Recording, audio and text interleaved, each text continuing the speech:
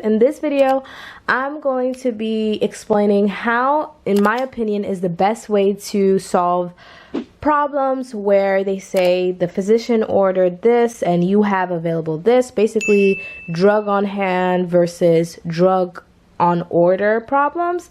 Now, I know people have that formula that they use, but for me, my opinion is the less formulas I have to memorize, the better it is. I'm not saying, so if you guys want to memorize a formula and do it like drug overhand and stuff like that times quantity, if that's what works for you, perfect, do that. But I'm just going to show you like my way of doing it, like how I like to do it, so that I don't have to actually memorize a formula, because we have to memorize conversions, we have to memorize IV calculation formulas. There's so many formulas we have to memorize when it comes to nursing school. Not so many, I'm exaggerating, but there are formulas that we have to memorize when it comes to math and dosage calculations that I feel like, just my brain, how I see it, the less formula I have to memorize, the less things I have to memorize in nursing, period, the better it is. When you understand something, to me and my brain, it's just better to understand it than to like blatantly just memorize a formula. But if you want to memorize a formula, go ahead, by all means do so. So we're going to step into this problem. So it says what we have on order is heparin 8,000 units and subcutaneously every 8 hours, right? So it says available is 10,000 units per milliliter. So how many milliliters will we administer in that one, how many will we administer in that one dose? So to me, it's very simple. We're going to match units to units, okay? So the first thing you're going to do is you're going to see that 1,000 units actually equals 1 milliliter. So that's what available means. So it says 1,000 units per milliliters. So the per, what it really means is that for each 10,000 units, there is one in each milliliter. There is 10,000 units inside that milliliters, okay? So there's 10,000 units of heparin inside that 1 milliliter. So per milliliter equal 1 ml. So I'm going to show you what I mean here in this problem. So basically it means available is 10,000 units per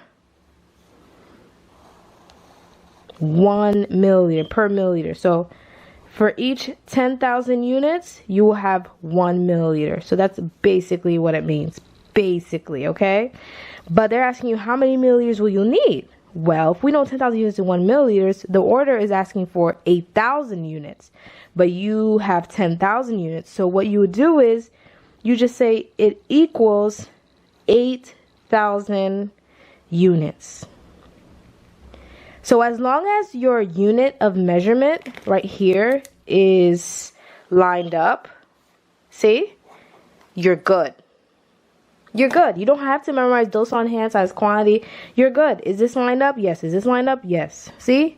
If you're a visual person, 1, 2, 3 over what you're looking for, which is the ml. Bam. All you have to do now is cross multiply.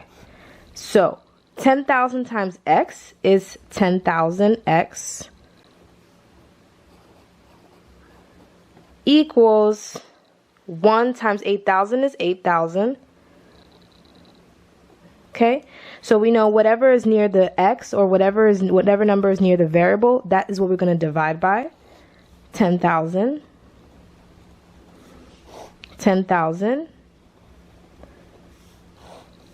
x will be equal to 8,000 divided by 10,000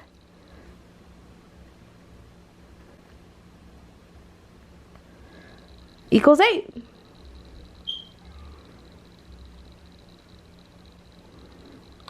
So, do you guys accept that 8? It's wrong. This is why you have to be very careful when inputting numbers. Now, I just found myself in a little doozy. I made a little mistake, which is I didn't put the proper amount of numbers. So that's why when you're pressing the calculator, sometimes those calculators, if they're sticky or they're like hard to press, you have to be very careful. So it's 8,000, which is 3 zeros. 1, 2, 3. You got to be really precise.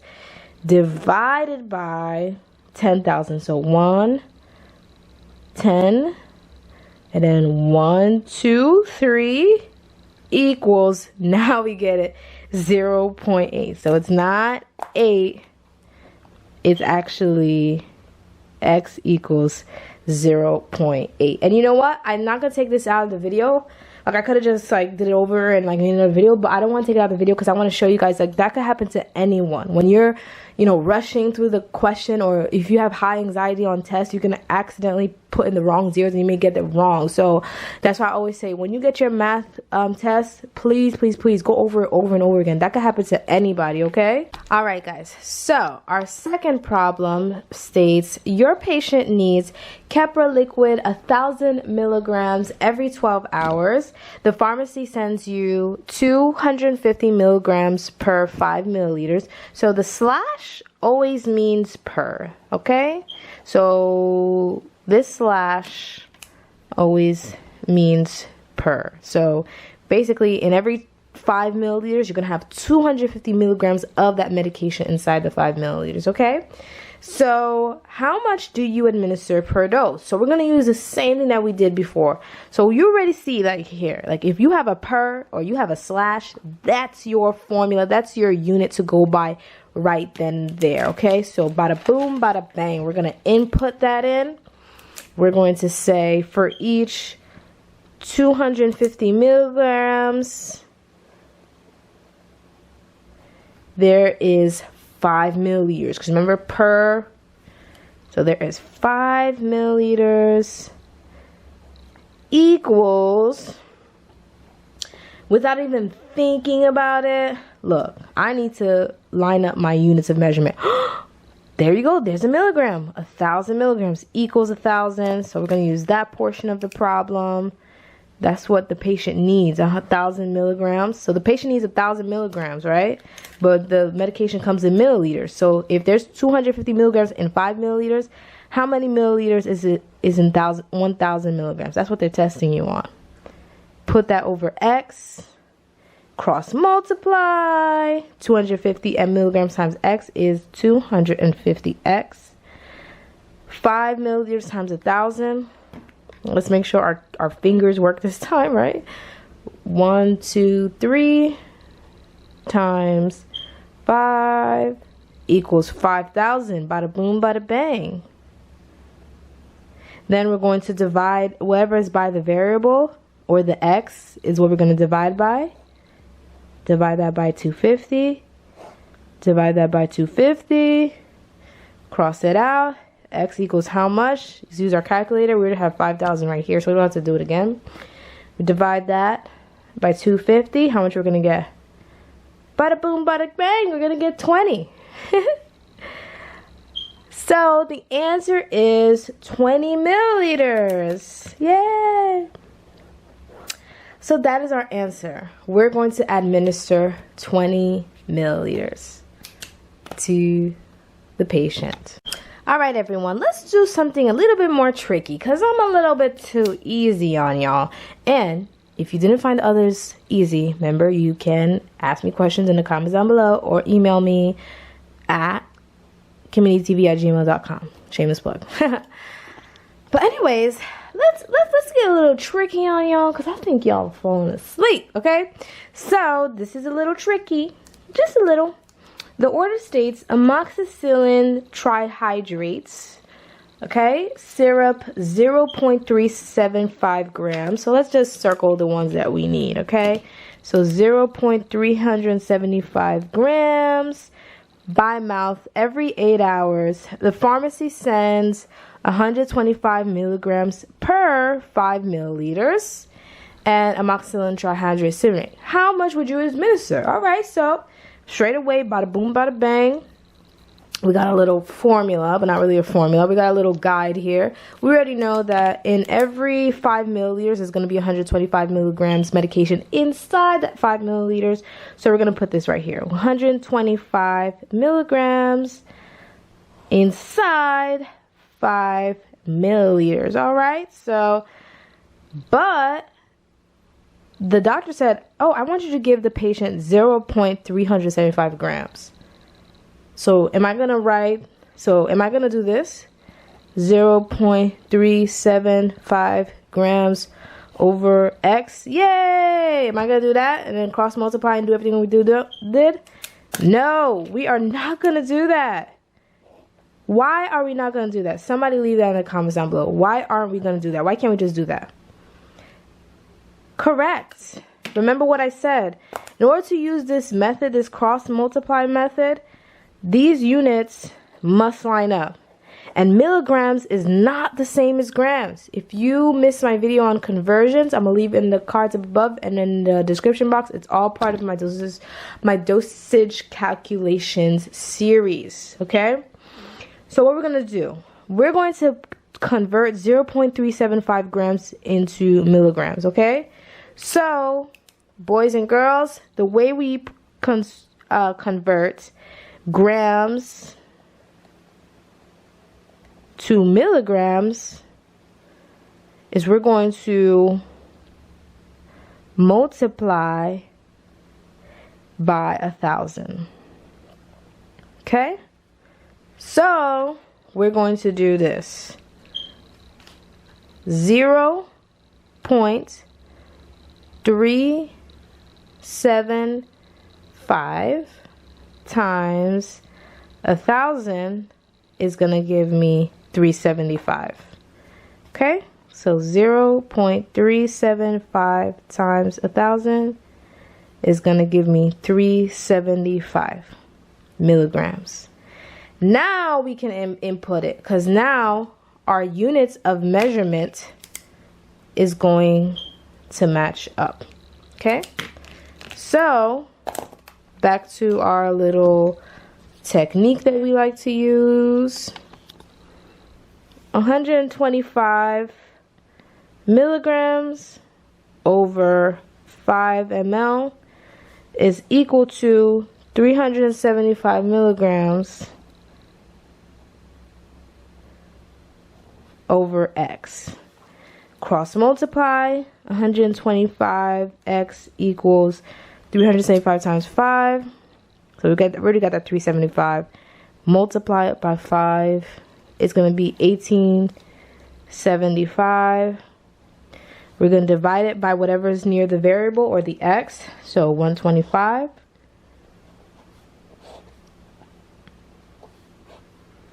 So 1875 divided by 125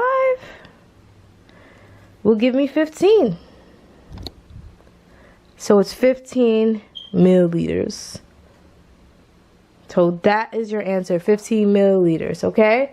Sometimes they will ask you, oh, can you give us the household system, like how many tablespoons and stuff like that? And if you missed my calculations video, make sure you watch it. So they say, okay, they may say, oh, how many tablespoons will you give? Let's say they asked, instead of saying calculate how much you administer, let's say they said how many tablespoons you give. But you remember 15 milliliters is equal to 1 tablespoon. So if they ask you how many tablespoons, you will say 1 tablespoon. If they ask you how many teaspoons, you will say 3 teaspoons. Because 15 milliliters is equal to 3 teaspoons and 15 milliliters is equal to 1 tablespoon. Okay? So that's what I'm saying. Just be careful, because they may ask you, oh, hey, can you give us a tablespoon or a teaspoon? You can't just give 15 milliliters. Okay? So this is the conclusion of how I like to answer, you know, dosage on hand versus what you are dosage ordered questions. So that is how I like to solve the questions, okay? So thank you guys so much for taking the time out your day for learning, for not giving up. Remember, practice makes perfect. Leave the comments down below how I can make these videos better for you all. And I'll see you all in the next one. Bye!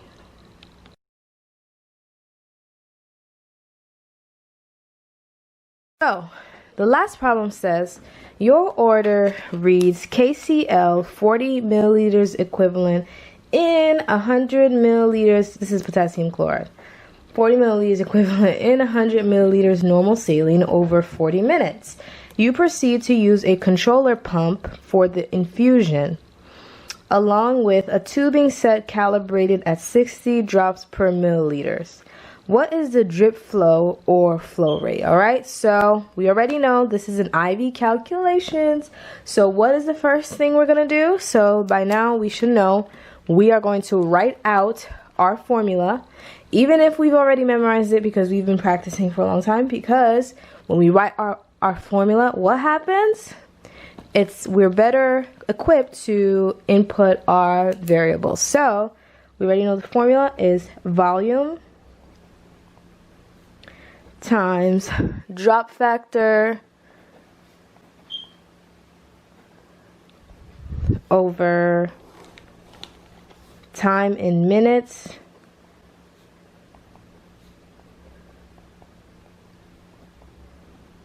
equals flow rate.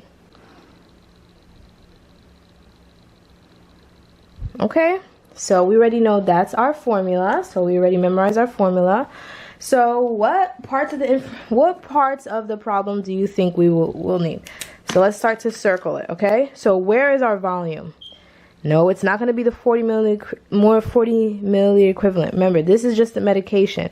Potassium chloride 40 milliliter equivalent is just the medication. What are we looking for in volume? What did we say before, like in our first problem? We're looking for milliliters. Yes. Ooh, I see a milliliter. Look at that. That is a milliliter unit. So this we already know will be our volume, okay? So, you know, without even like confusing yourself and saying, oh, controller pump and potassium chloride, like make things simple in yourself. Volume, think milliliter. There, bam, right there. Drop factor, okay? So, oh, I forgot one more thing in my problem. The flow rate in my formula, see, that's why it's always good to write it down. Flow rate is always drops per minute, and drop factor flow unit is always going to be drops per milliliter. Okay, so volume, we already know it's 100 milliliters normal saline over 40 minutes. Okay, so time in minutes, we don't even have to convert anything because they have given us 40 minutes is going to be the time. Yay! You proceed to use a controller, which is a pump, for the infusion along with a tubing set calibrated at 60. Look at that, drops per milliliters. So they gave us a drop factor, you see? So in this problem, in the other problems before, it plain out told you the drop factor is 10. But in this problem, they don't even use the word the drop factor is. They said a tubing set calibrated at. But if that confuses you, you already know that the drop factor in our formula, the unit is always going to be drops per milliliters. And look at that, drops per milliliters. So you already know right there, that is going to be the drop factor just by seeing the unit. See, just to put it in different colors so you guys understand, this is the same unit. This unit is the same unit as this. So you already know that's going to be the drop factor. It didn't tell you this is a drop factor like the other questions. But you already know since this has the same unit, guess what? It's going to be the same. Okay? So the question is, what is the drip flow or flow rate? So we already know flow rate is right here. So they're asking us for this section of our formula. So let's put in the information, see what happens. Ooh, wow. All right, so volume is 100 milliliters. 100. Okay, we don't have to convert anything because it's already in milliliters. 100 milliliters times, what's the drop factor? Drops per milliliter, 60. Right there. Time in minutes, 40 minutes. There you go. And they're asking us for the flow rate. So what do? All we gotta do is use a calculator because we're dealing with people's lives. We can't make a mistake. So 100 times 60 gives you 6,000. You're gonna divide that by 40. It's gonna give you 150. That is the answers, boys and girls. 150 drop per minute is the answer, Or on an infusion pump, it's usually milliliters an hour. So it's 150 drops per minute, or on a pump, it's going to be 150 milliliters an hour. So simple. Okay, so guys, this concludes my last question for my calculating IV drip drops. If you guys want more of it, just let me know. But the mainstay of this problem, of this solving for IV volume, I want you guys to get out of this is when you're using a formula, guess what? I know you're tired, you're studying med-surg or psych or whatever you're studying, and sometimes, you know, you just need something simple. You want to make life simpler for yourself, because sometimes the questions can be tricky, sometimes they can word it tricky, sometimes you think it's 1,000 instead of 100, so you want to be able to quickly input. So the main thing I want you guys to get out of this series is to know that when you're solving an equation with a formula, it's all about finding pieces of the formula, which is the variables of the formula, the pieces of it inside the problem. Once you're able to indicate, okay, this is my volume, this is my drop factor, this is my time in minutes, it's all simply about inputting it into the formula and getting your answer, using a calculator to get your answer. The only thing you have to know how to do is you have to have that memorized to a T. You have to have it memorized. That is your responsibility. And you know what? The more you could Google problems, the more you practice, you will get it. But if you guys have any questions down below, or if there's any specific, math issues you want me to solve, just let me know below.